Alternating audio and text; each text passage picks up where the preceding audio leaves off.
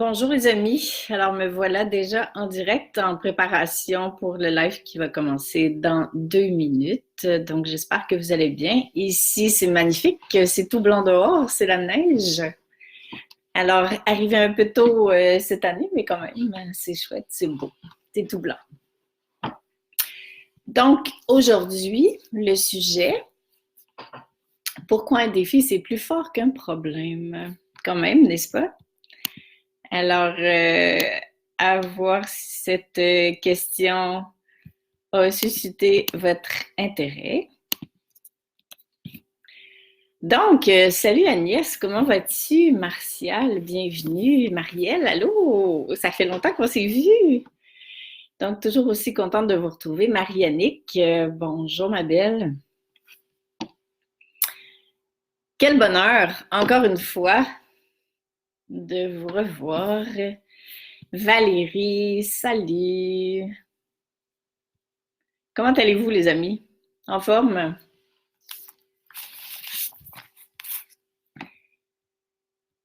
Martial, ah, c'est gentil. Ouais, c'est vrai, hein? C'est devenu une belle grande famille, une belle communauté. Bonjour Justine.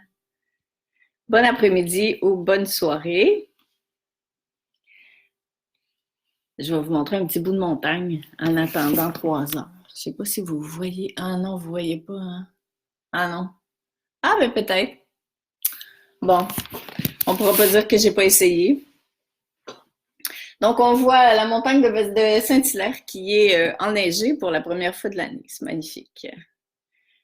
Alors oui, je vais très bien. Bonjour Catherine, contente que tu sois présente à ce rendez-vous hebdomadaire. Je pense que vous allez aimer mon sujet d'aujourd'hui. Alors, à la suggestion de quelqu'un, je me suis connectée quelques minutes à l'avance pour pouvoir démarrer à 15 heures exactement. Donc, vous me direz si vous trouvez que c'est intéressant et si c'est plus facile pour vous. Ludivine, salut, toujours pleine de compliments. Élodie, allô ma belle, comment vas-tu très chère?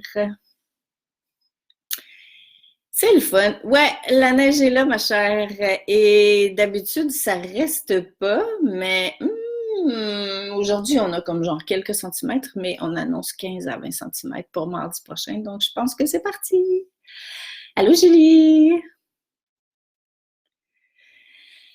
Donc, 15h01. Alors, on commence. Allons-y, allons-y. Et ceux qui se joindront à nous seront les bienvenus et bienvenue aussi à ceux et celles qui seront là en différé parce que c'est la majorité d'entre vous. Bien sûr, je comprends que vous ne pouvez pas toutes et tous être là en même temps. Donc, quand je dis pourquoi un défi, c'est plus fort qu'un problème. Donc, commençons par... bonjour Marie-France. Commençons par parler d'un problème et la raison qui sous-tend ce que je veux passer comme message. Ben, un problème, ça vient exprimer quelque chose qui est compliqué. Quand je dis j'ai un problème, ça veut dire que c'est parce que c'est difficile. Ça veut dire que ça m'amène souvent à être découragée, à sentir que je ne vois pas la solution à cette situation-là qui s'est présentée à moi. Ça veut dire que je me sens souvent impuissant, comme si le plafond était très, très bas au-dessus de ma tête. Je me sens impuissant, je ne sais pas trop comment agir, je ne sais pas comment réagir. Je peux me sentir déconcertée, démunie. Donc, dans mon langage de moi et dans mon expérience, le mot problème, nécessairement, fait référence à ça. Dans nos pensées et aussi dans notre énergie. Parce que quand on se sent bloqué par rapport à quelque chose, quand on sent qu'il n'y a pas d'issue, eh bien, au niveau de l'énergie, ça fait une différence parce que ça provoque, si je pourrais dire, une énergie de contraction plutôt qu'une énergie d'ouverture qui va s'ouvrir à une autre manière de voir les choses. Un problème, c'est aussi une manière de réagir de notre mental. Quand notre tête ne comprend pas une situation, on perçoit ça généralement comme un problème. On est d'accord de dire que la vie, c'est le changement. J'en parle souvent. La vie, ben, ça bouge, quoi. Et quand je perçois la vie comme étant un problème, ça veut dire que ma tête n'arrive pas à décoder pourquoi ça m'est arrivé. Elle ne comprend pas le pourquoi, le comment et le quand et tout ça. Et là, je décrète que c'est un problème parce que ici, je n'arrive pas à trouver de solution. Et généralement, ce qui se passe, c'est que mon ego, ma tête, n'aime pas les situations où il n'y a pas de solution, où c'est pas clair en partant, où je comprends pas toutes les données, toutes les issues. Alors, je m'installe dans la posture de celui qui rencontre un problème. Mais si on se place du point de vue évolutif, ça veut dire que quand je m'installe dans la position de celui qui perçoit le problème, ça veut dire que je vais aller essayer de comprendre avec la tête.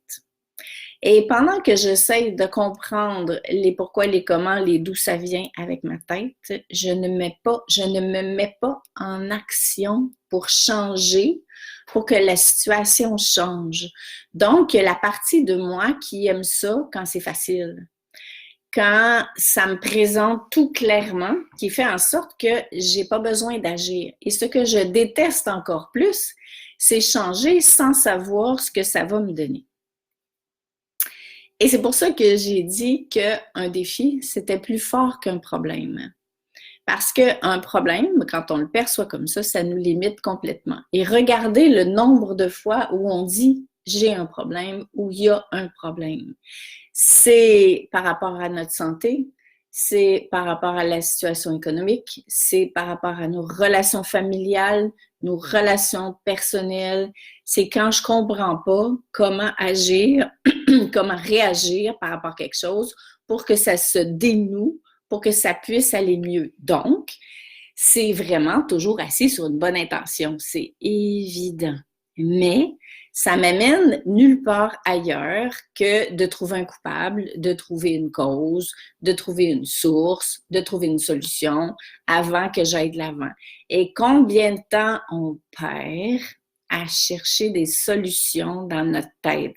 Combien de temps on perd au gouvernement, par exemple, à statuer, à trouver des nouveaux protocoles, à faire des grandes études qui coûtent des fortunes pour essayer de trouver une solution au problème, tandis que tout va se résoudre si moi, je change, si chaque humain devient le changement qu'il veut voir dans le monde, pour reprendre une phrase extrêmement populaire de Gandhi. Mais c'est quand même ça. Alors, et si je tournais ça en défi? Ça créerait nécessairement beaucoup d'ouverture. Donc, avant de vous donner un exemple, bienvenue à Lucie. Colette, hey, salut! Marie-Alice, Isabelle, Caroline. Wow, trop cool. Merci d'être là. Donc, je vous donne un exemple avant de vous parler des défis. Évidemment, c'est un exemple très percutant, mais bon, c'est celui qui m'est venu, alors ça va être celui-là qu'on va prendre aujourd'hui. Quand mon mari, vous le savez, qui est décédé d'un cancer à 45 ans, a été diagnostiqué d'un cancer, mais pas simplement d'un cancer métastatique. Il a eu l'élan, comme tout le monde, les réflexes de chercher où était le problème. À l'extérieur de lui, c'est-à-dire qu'est-ce qui a fait en sorte que ça aurait pu déclencher ça? Est-ce que c'est quelqu'un? Est-ce que c'est l'environnement? Est-ce que c'est l'alimentation? Il a eu le réflexe aussi de chercher le problème en lui, c'est-à-dire qu'est-ce que moi j'ai fait, qu'est-ce que j'aurais pu faire autrement. Est-ce que c'est parce que j'ai pris les problèmes des autres sur moi tout le temps? Est-ce que c'est parce que j'ai voulu sauver le monde? Est-ce que c'est parce que si, parce que ça? Parce que son mental lui laissait croire que le jour où il trouverait pourquoi il se retrouve avec un cancer, il irait mieux. Et est-ce que c'est vraiment le cas? Parce qu'il était sage et qu'il a compris que c'est pas que ça ne l'intéressait pas de connaître la cause, mais que ce n'était pas en connaissant la cause avec sa tête que la situation allait se transformer à un niveau plus profond. Et c'est pour ça que je vous amène l'alternative des défis. Il y a Marianne Williamson qui dit qu'un miracle, c'est carrément un changement de perception. Donc, de décider de lâcher le problème pour en faire un défi.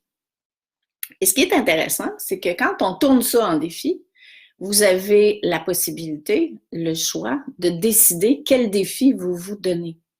Si je continue avec l'exemple de Gilles, qui était mon mari, il a décidé de faire de sa maladie une occasion de se rappeler qu'il était plus qu'un corps physique, une occasion de se souvenir de l'importance d'aimer, de nourrir l'amour, de nourrir les souvenirs d'amour maintenant. Parce que ça, il avait un total pouvoir d'action là-dessus tout de suite. Sinon, il aurait attendu d'avoir la preuve, la confirmation, les explications, lui justifiant le pourquoi sa vie avait été dérangée. Et il serait mort comme ça, parce qu'on ne l'aurait jamais trouvé.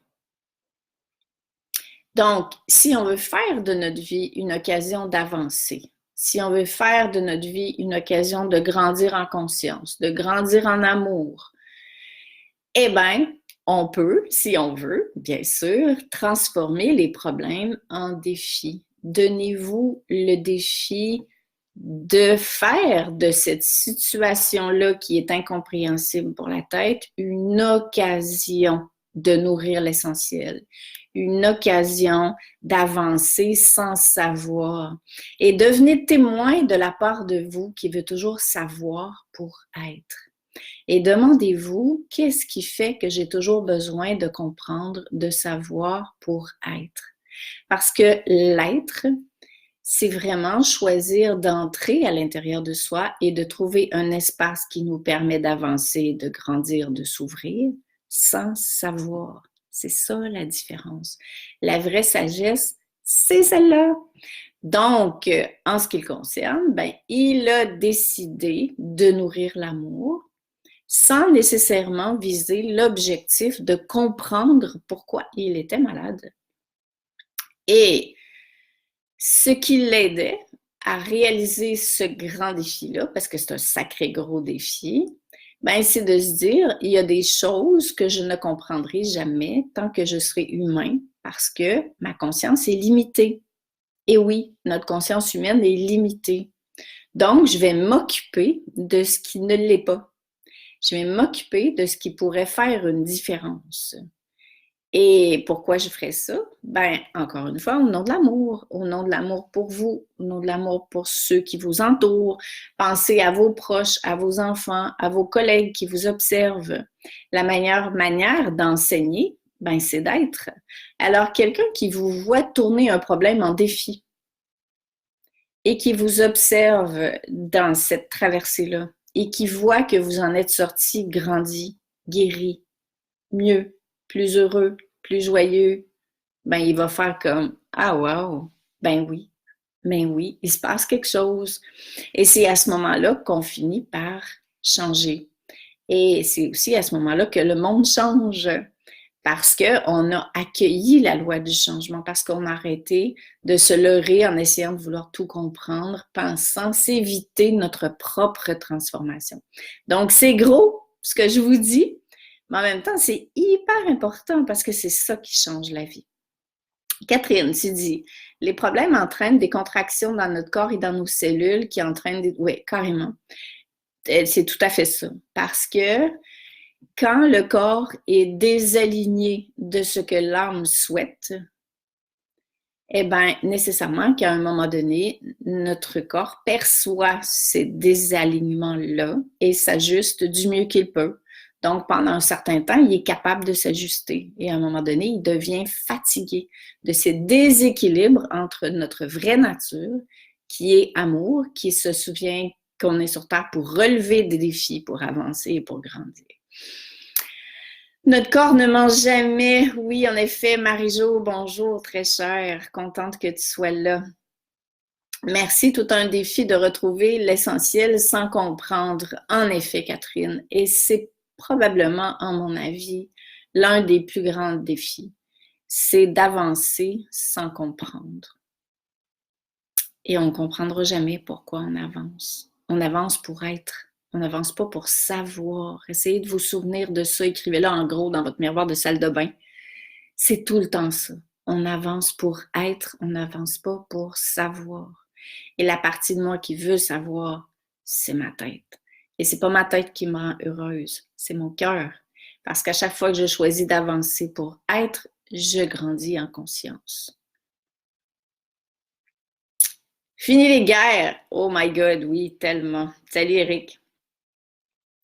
Donc, je vis cela au JTM, j'ai aucune idée de ce que ça veut dire. Éduquez-moi. Je ne sais pas ce que ça veut dire. Donc, mon message était court aujourd'hui. Il était extrêmement puissant.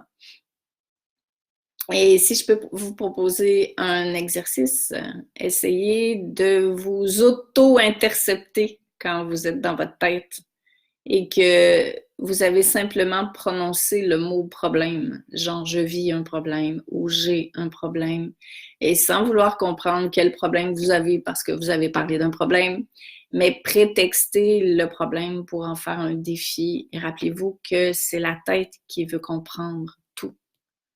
Pour se donner le prétexte de ne pas avancer, vous laissant croire complètement l'inverse, que si vous comprenez, vous allez avancer et vous allez aller mieux. C'est probablement la plus belle et la plus grande des illusions qui existent sur Terre. Valérie, comment transformer un problème émotionnel par rapport à une personne en défi? Car en étant blessé, le mental nous le rappelle toujours. Dès qu'une émotion est soulevée par rapport à une autre personne, c'est que cette personne-là vient de réveiller quelque chose qui nous appartient. Donc, ce n'est plus un problème. Le défi, c'est de prétexter ce que l'autre réveille en soi pour aller transformer les émotions qui appellent à être illuminées, éclairées, transformées. Vois-tu? Facile à dire, mais pas évident à transformer. Alors, ma belle Caro, Catherine, je t'aime toi, et bien moi de même, comme je l'ai dit à ma fille tout à l'heure, moi plus.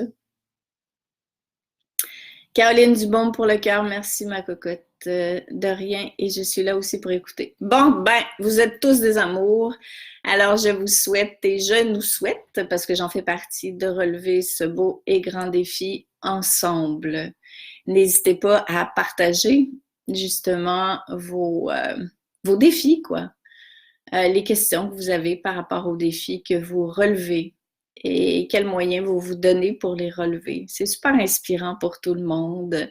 Certains d'entre vous se sont donné les moyens d'avancer sur ce chemin à travers la formation qui est en cours d'ouverture d'inscription. Je découvre et révèle ma richesse intérieure. Si ça vous parle, ça vaut vraiment la peine. C'est très puissant et très éclairant et ça vous permet d'être accompagné pendant une période de temps qui est quand même assez allongée, c'est-à-dire 3 mois. Donc, vous verrez la pub passer. Alors, gros câlin à tout le monde et on se dit la semaine prochaine. Bye!